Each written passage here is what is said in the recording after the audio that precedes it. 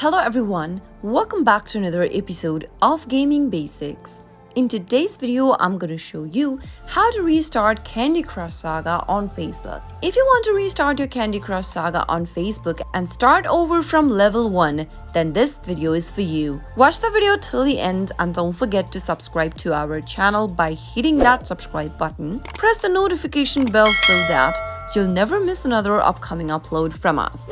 If you're linked to your Candy Crush Saga along with Facebook account and you'd like to restart Candy Crush from Facebook and restart from level 1, then the first thing to do is to open up your Facebook application. Also make sure that you're logged into your Facebook and tap on the menu button at the bottom right from the main homepage. Now tap the gear button at the upper right hand corner and under settings and privacy, scroll all the way down until you find the apps and website button and tap on it.